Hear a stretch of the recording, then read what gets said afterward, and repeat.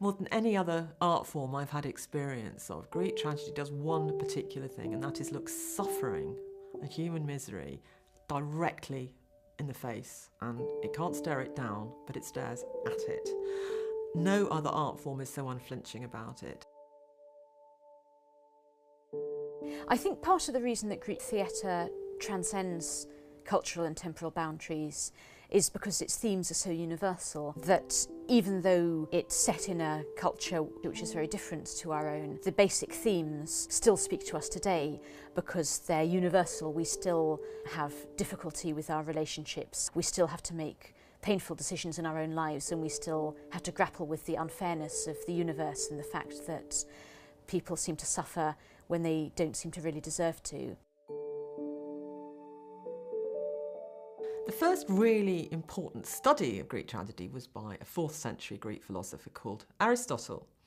And Aristotle thought for a very, very long time about what made Greek tragedy effective. And he actually came up with a formula, and that is that the heroes of tragedy needed to be good, but not so good that you sort of couldn't relate to them. People trying to be good, but making mistakes.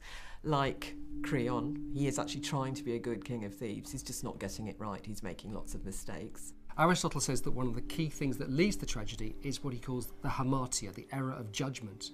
And tragedy is actually about real people making bad decisions that lead to terrible results. Real people making bad decisions often for good reasons. So tragedy is about the idea that we live in a flawed world, full of suffering and full of injustice and misery. But it also shows us that those things are caused by our actions and are therefore remediable by our actions.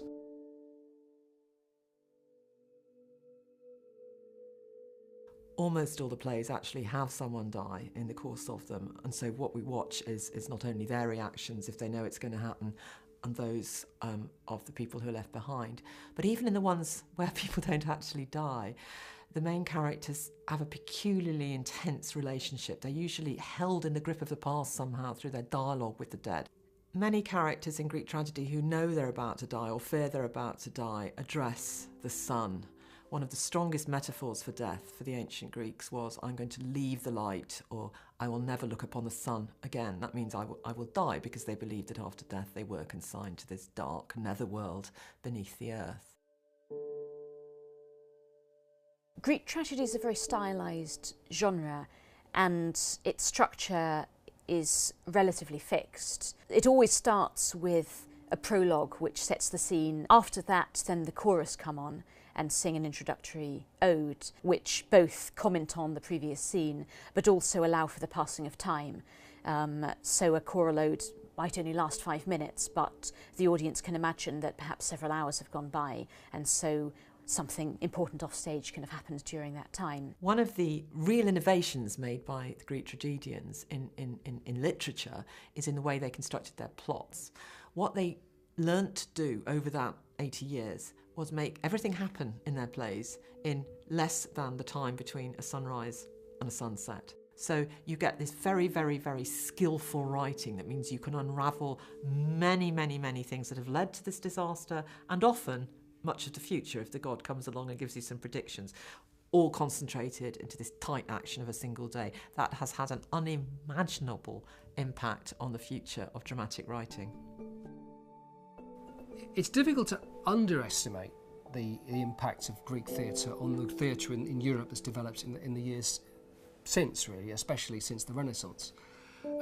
There are modern playwrights who do deliberately attempt to use the structures and ideas of Greek tragedy. I mean, most famously, I suppose, the American playwright Arthur Miller, who deliberately sets out in plays like Death of a Salesman to copy the structure of a Greek tragedy and follow it through. In many ways, I think that the modern form of entertainment that uses the same kind of material as ancient Greek tragedy, rather astonishingly, is soap opera.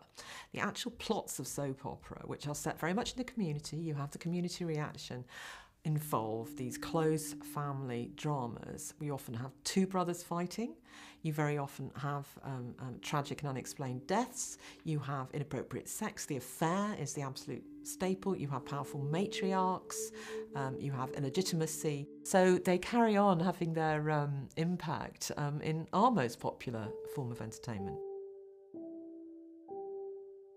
Aristotle talks about a thing called catharsis, which in ancient Greek means cleansing or purify. And he says that when we watch the end of a tragedy, we feel pity and fear, and those emotions get purged, they get cleansed in some sense. What he probably means by that is the sense of emotional draining, that the experience of watching a play somehow purges you of all your emotions, and that it's a cleansing process, that it's traumatic, but it's also a good experience, that you come out of it perhaps feeling drained.